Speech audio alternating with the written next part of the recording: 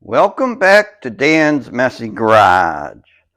This is going to be part 17, working on the 302 budget build.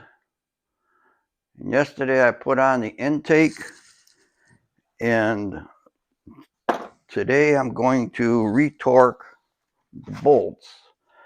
Because intakes are mounted, well, on a Ford anyways. The bolts go straight down, but the heads and everything are on an angle.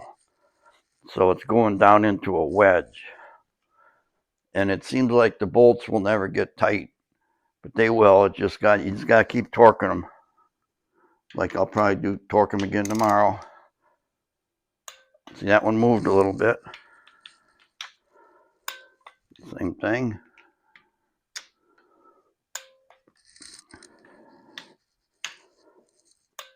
Four for four moved.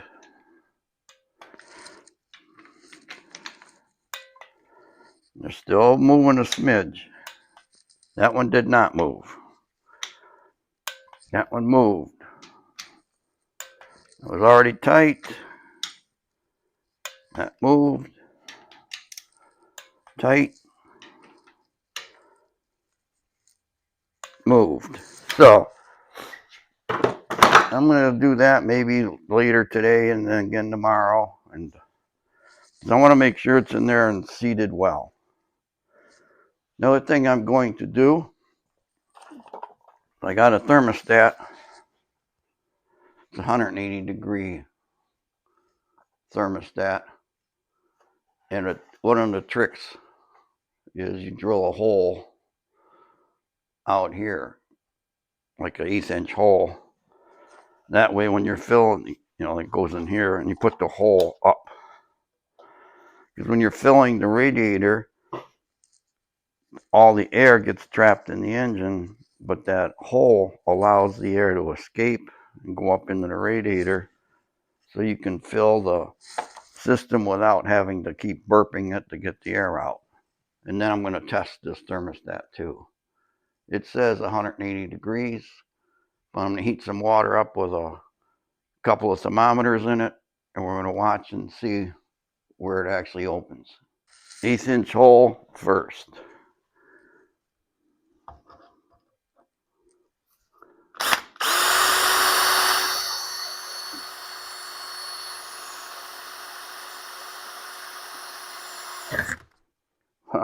Hope I didn't just wreck the thermostat.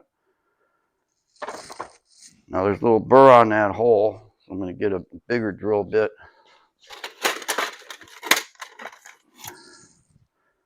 And just kind of hand spin it there to get the burr off. You don't need that burr floating around getting into the seal of a water pump or somewhere. Okay, so now we have a hole. That'll let any air come out of the block as you're filling it up. It also acts as a tiny bypass for the thermostat when the engine's warming up. All right, let's go heat this up. All right, we're in my kitchen now. I got the thermostat in some water on the stove. I got 3 thermometers. Water's heating up. This one's saying it's just over 100 degrees. This little guy says about 100, still going up. This one's not going to really register until it gets to 120.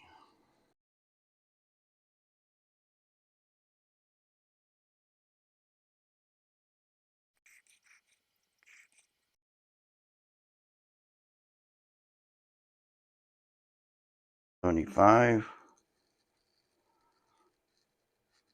The glass one's at 175 also. The big Taylor saying 180. The little Taylor is saying 170 something. The glass one saying 182. So that thermostat should be opening soon.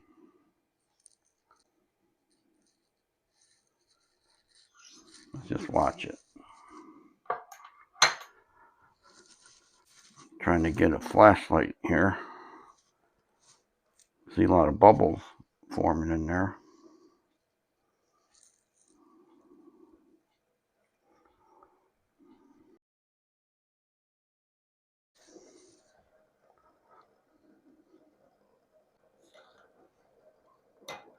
Okay, it's open. I just couldn't see it.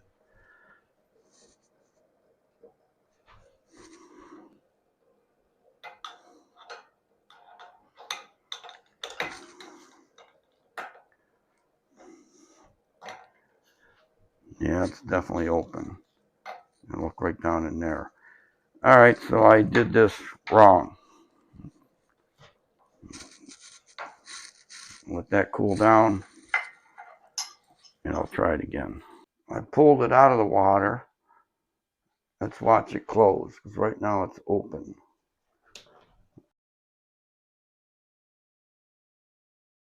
Okay, I'm doing another test here. First I tried bring the water up to boil test, and I couldn't see it open because there's bubbles. So right now I have it in water that's already hot. 3 different thermometers reading about 182 or 4, about the same here and there. So they're all reading about the same. I just plopped it in the water and wait for it to open. It should be opening at that temperature. Yeah, I'm going to turn the heat on. Get the water to warm up again.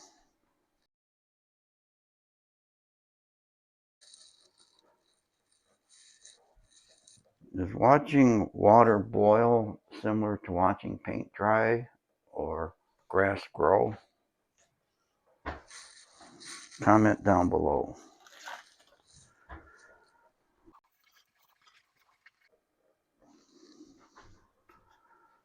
Okay, the thermostat's starting to open. 190.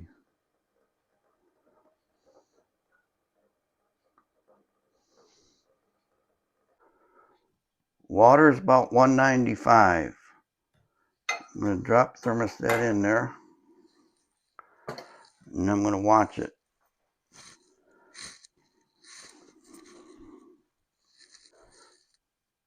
Okay, so thermostat works, and I can use it in my engine.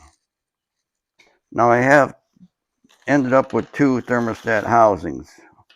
This one here I bought from a neighbor, $10. And this one is thicker, heavier. Came in the valve cover kit. And I paid $30 for everything. Figure out which one I'm going to use. This one has a bigger diameter radiator hose fitting. Heater hose fitting's the same. This is beefier, heavier. I'm going with the one with the bigger radiator hose. I'm going to have to get my die grinder out, and there's a little lip in there. I have to port that. Be back in a flash. Okay, I ported that out. Just took a die grinder with a cartridge roll. It's one of these like sandpaper rolls. I just went in there and cleaned that out. I also cleaned off this lip because that had some sharp cast flashing, and I didn't want it to be cutting my radiator hoses. So this thing is set. I'm going to make sure I get all the grit out of there and then install it. These bolts that hold the thermostat on go into a blind hole. So what I did is I threaded a bolt in there until it stopped.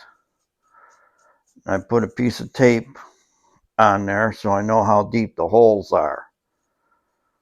And then I had to find bolts that would go through the thermostat housing but not stick out too far. Like this one here would be too long. But I did find some bolts that work.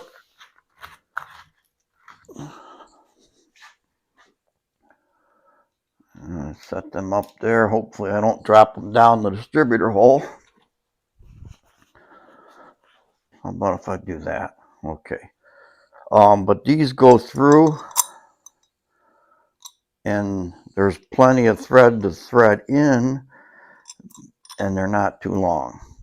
When you put the thermostat in, you want the coil spring part to go into the intake. Now I put a little bit of RTV on here to kind of hold that so it doesn't fall. And also when you put it on, that hole that you drill in the thermostat needs to be up so that the air can escape, you know, when you fill the cooling system up. All right, this bottom hole, bottom bolt, is a little tough to get to. It's a lot easier to put this thing on before you put the intake on the engine. But you can do it.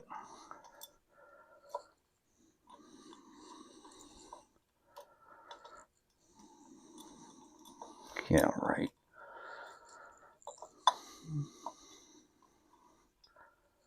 And this thermostat housing has got an O-ring.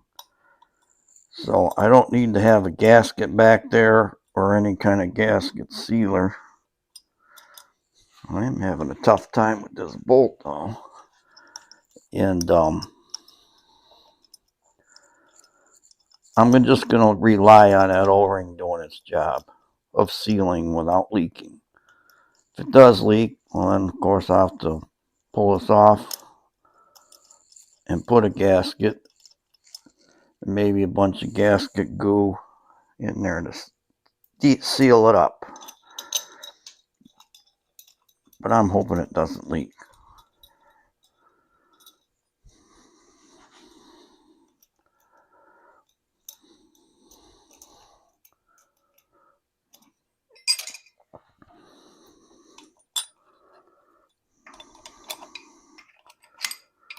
Let's get these tight and we'll be good here.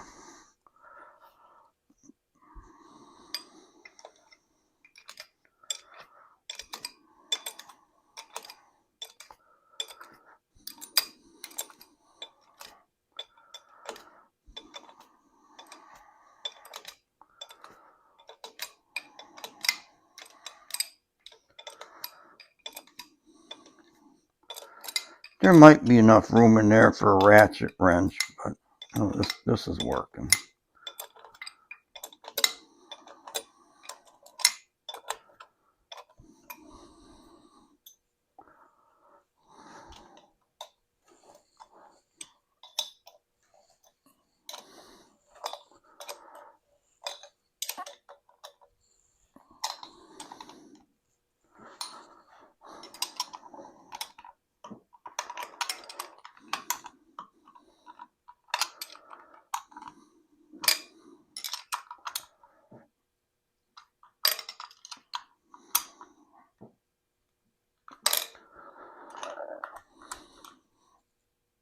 Okay, you don't want to strip these. I mean, you could strip yours, but I don't feel like stripping mine. They're tight, but not so tight that it's going to break off or strip. So that part's done. I have the 0 on the harmonic balancer lined up with my pointer. Got my new pointer underneath. I'm going to take a center punch and punch a little dot right in the balancer at the 0. I suppose I could tilt the engine a little bit as long as I don't dump oil out. Let's try that.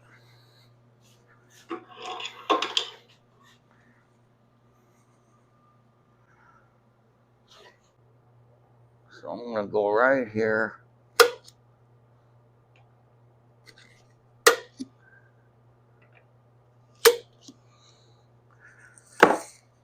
take a bigger punch,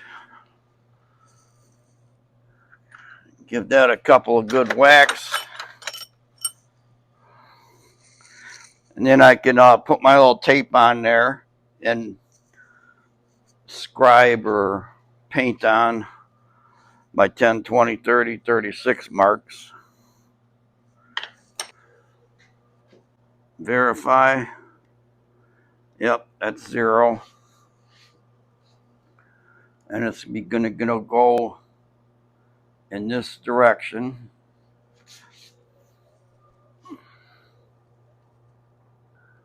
So I'm gonna set the tape on there like that.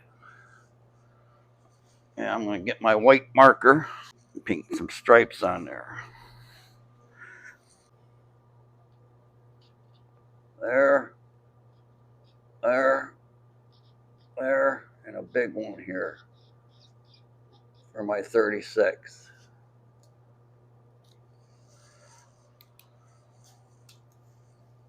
And I took the tape off, so now I can move the marks all the way to the edge of the balancer. And I'll be able to see those good with my bottom pointer here. In fact, I'm going to write a 0 right there. All right, that part's done. On to something else. Suppose I can put the valve covers on. I can see I got to add a little bypass hose onto my list of stuff to get. I've got to get the heater hose fitting for this. I like the ones that come up and go 90 degrees, but this little bypass hose is something I don't have, and I'm going to write that down on my to-do list. Valve covers. I got the fancy chrome ones, and of course they have baffles in them. It's the rockers. Okay, right there. So what do I do? Take them out. Don't really want to do that because then the oil splashing up off the rockers will get sucked right up into the PCV. So I can pound them dents in there, pound them down. I don't want to mess up the valve cover doing that. I can cut it out if I got a cutoff wheel in there.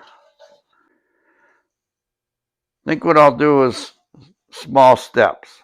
I'll see if I can cut through here, maybe like through that hole. Cut this, maybe even through that hole, and then see if I can pound that in enough to get the valve cover on there. Now that other side, the other cover, where the oil fill would be, I can, cut that out of there because it's not really needed. But I'm going to do one at a time. I'm going to do this first and see how it works out. Looks like I'll be able to get my little 3-inch cutoff wheel right down in there. Slice that easy enough. And if I have to,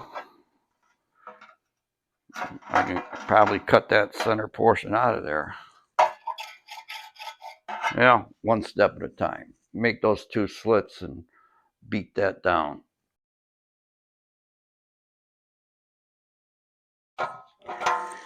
Hammer forming, it's not really going to be good here because of the